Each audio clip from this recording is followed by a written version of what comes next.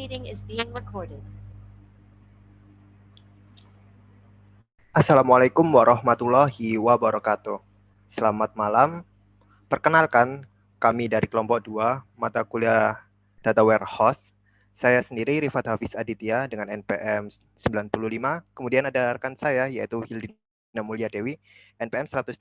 Kemudian ada Bagaskara Antaris yaitu NPM 94. Kemudian ada Ardianti Amalia dengan NPM 23 dan yang terakhir yaitu Riko Sadriavandi dengan NPM 104. Dalam presentasi kali ini, kami akan membahas terkait final project yang kami telah kerjakan. Sebelumnya kami tarik ulang untuk menjelaskan apa sih final project yang kami akan bahas seperti itu. Jadi di final project ini kami akan membuat sebuah website yang berisi tentang data-data atau kesimpulan dari sebuah data adventure work untuk membantu para manajer dalam mengambil keputusan. Data yang kami ambil yaitu berupa data adventure work. Jadi adventure work sendiri merupakan data penjualan atau data yang disediakan oleh Microsoft SQL Server, yaitu yang merupakan perusahaan fiktif yang menjual sepeda dan memproduksi peralatan petualangan. Dalam database ini memiliki skema, yaitu yang pertama ada human resource, kemudian yang kedua yaitu person, kemudian yang ketiga yaitu ada production, kemudian keempat purchasing, dan sales. Dari database ini kami memilih yang akan kami tampilkan nantinya untuk membantu para manajer dalam mengambil keputusan, yaitu kami memilih skema sales dan purchase. Dalam sales nantinya kami akan mengambil sebuah measure yang akan kami hitung, yaitu unit price, kemudian subtotal, dan yang kedua yaitu dari purchase. Untuk yang purchase, kami mengambil dari receive quantity dan unit total yang terjual, seperti itu. Jadi dalam studi kasus kami, untuk cara pengerjaannya, yaitu terdiri dari beberapa tahapan. Yang pertama yaitu analisis kebutuhan sistem. Jadi analisis kebutuhan sistem ini nantinya kami membuat kebutuhan yang berdasarkan dari dua jenis atau dua fungsi, yaitu yang pertama ada kebutuhan fungsional dan yang kedua ada kebutuhan non fungsional. Untuk kebutuhan fungsional sendiri yaitu berisi tentang proses-proses apa saja yang nantinya akan dilakukan oleh sistem. Kemudian sedangkan untuk kebutuhan non fungsional merupakan kebutuhan yang menitik beratkan pada properti perilaku yang dimiliki oleh sistem. Kemudian untuk langkah yang kedua yaitu pembuatan desain. Jadi dalam pembuatan desain dilakukannya desain skema data warehouse yang akan dibangun, kemudian dilanjutkan dengan desain database dan desain interface dari admin. Kemudian langkah ketiga yaitu implementasi. Dalam implementasi yang dimaksud ini yaitu mengcoding dari sebuah website tersebut. Tahapan ini nantinya akan mengimplementasikan desain yang sudah dibuat menjadi aplikasi website, kemudian dilanjutkan dan diujikan singkat untuk debug. Apabila terdapat kesalahan kode, maka akan dilakukan konstruksi ulang seperti itu. Kemudian langkah keempat yaitu testing atau pengujian dari website yang telah dibuat. Pada tahapan ini nantinya pengujian tahap kode dilanjutkan pada tahap implementasi yang akan berfungsi untuk menguji apakah bug tidak sesuai dengan desain ataupun sudah sesuai. Kemudian metode untuk pengujian ini yang digunakan merupakan black box testing. Kemudian untuk langkah yang kelima yaitu deployment. Pada langkah kelima, deployment ini tahapan warehouse dan dashboard sudah selesai dibuat dan sudah sesuai dengan kebutuhan desain yang sudah ditentukan sehingga data warehouse dan dashboard sudah siap digunakan. Kemudian mungkin bisa diperlihatkan untuk model yang telah kita buat. Jadi dalam model ini terdapat 8 tabel, yaitu ada customer, territory, sales fact, product, time dimension, purchase fact, vendor, dan ship method. Untuk customer sendiri, yaitu akan membahas perihal siapa saja customer yang terdiri dari customer ID dan customer name. Kemudian ada territory, yaitu lokasi, kemudian sales fact, kemudian ada product, yaitu nama-nama produk, kemudian kategori dan harga, kemudian time dimension yaitu yang membahas tentang waktu, kemudian ada purchase fact yaitu terkait pembayaran, kemudian ada vendor dan ship method yaitu bagaimana cara mengirimnya. Untuk selanjutnya akan dijelaskan oleh rekan saya. Nah, pada halaman dashboard ini, seperti yang sudah dijelaskan oleh rekan saya, perihal model-model apa saja yang kita sudah buat dan measure ya. Terdapat dua measure dari dua tabel masing-masing itu tadi. Yang pertama, saya akan menjelaskan mengenai Mondrian OLAP, yang dimana pertama-tama saya mau menjelaskan yang pada tabel purchasing, tabel purchasing itu terdapat tiga kolom. Yang pertama itu time. Nah, ini terdapat time-nya dari 2001 sampai 2011. Lalu si method pengiriman, lalu vendornya itu apa saja, seperti itu. Nah, pada line total ini menjelaskan bahwasannya total dari seluruh jumlah pengiriman dari vendor. Nah, sedangkan retrieve quantity total ini eh,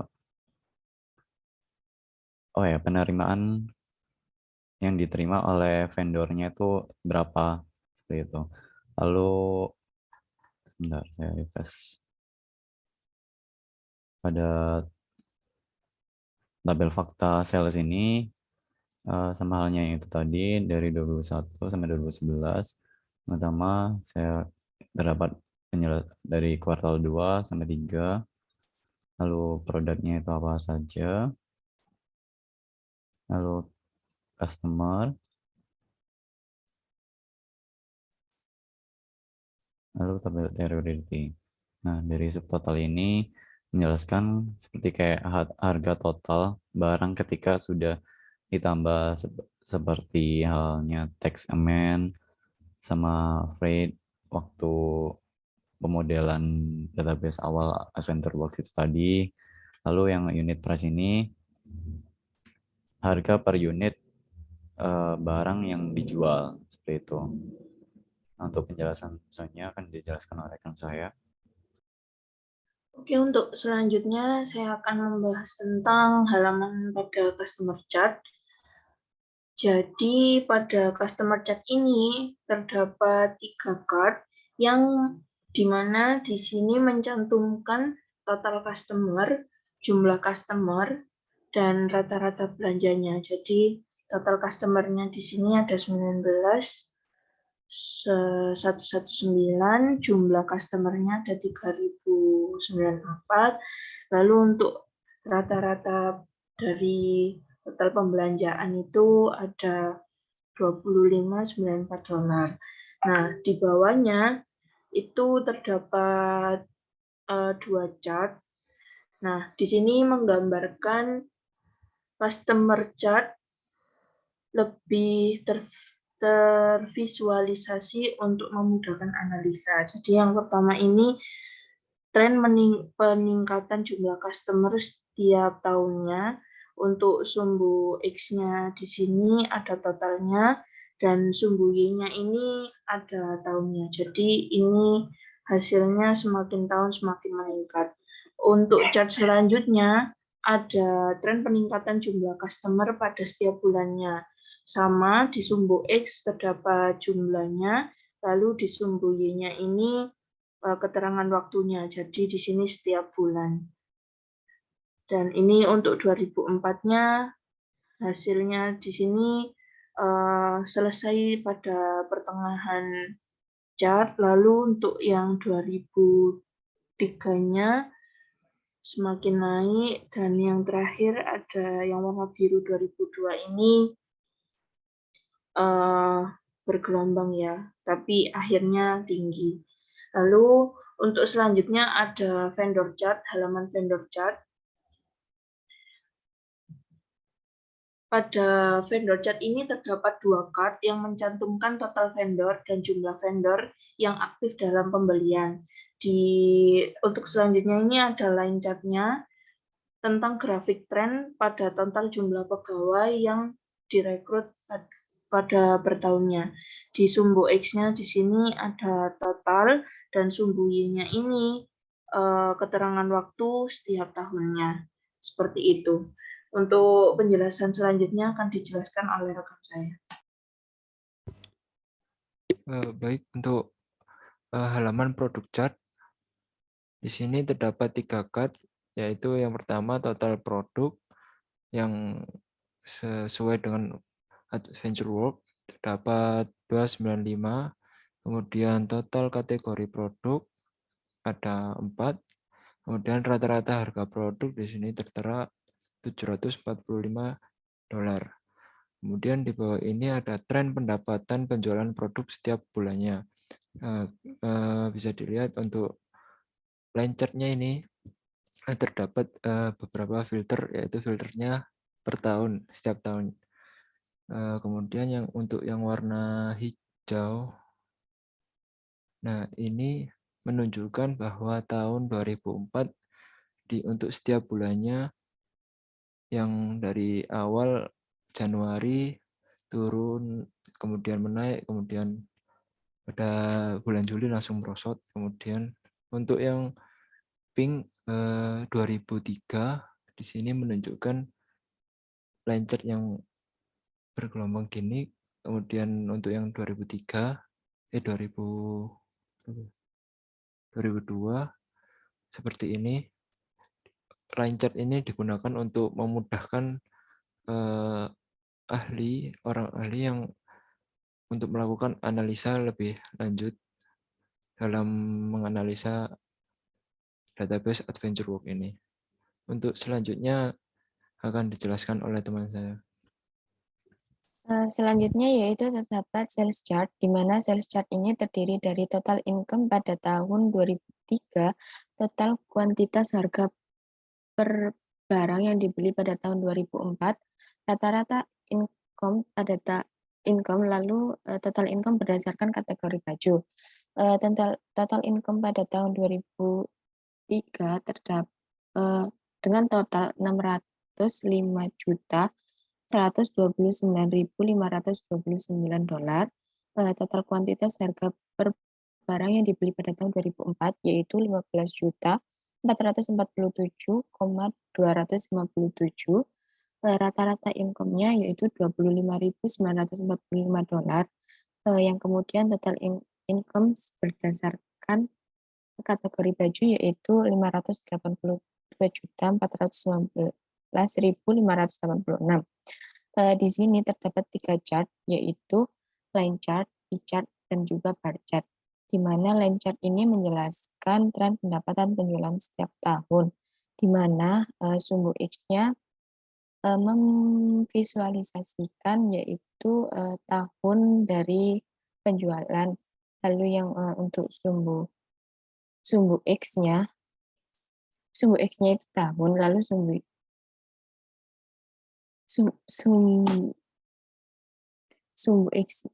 X-nya itu total tahun, lalu sumbu Y-nya ini jumlah total pendapatan setiap tahun. Lalu terdapat P-chart, di mana ini total pendapatan tiap tahunnya yang berbeda warna. Pada tahun 2004 divisualisasikan berwarna biru, lalu 2003 berwarna ungu muda, lalu 2002 berwarna ungu tua, serta 2001 berwarna biru kehijauan.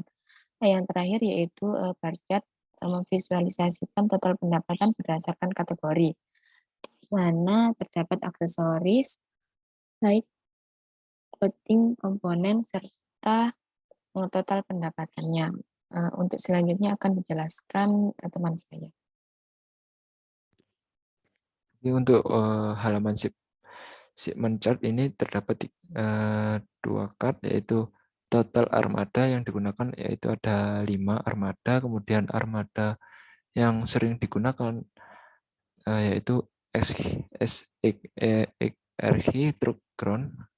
Kemudian di bawah ini ada line chart yang menunjukkan total biaya pengiriman pada setiap tahunnya. Di sini pada tahun 2001 ini awal mula, yaitu start yang dimulai dari angka 0, kemudian 2022 sampai 2004 menunjukkan bahwa selalu ada peningkatan dalam setiap tahunnya. Mungkin dari kelompok kami sekian. Bila ada salah kata, wassalamualaikum warahmatullahi wabarakatuh.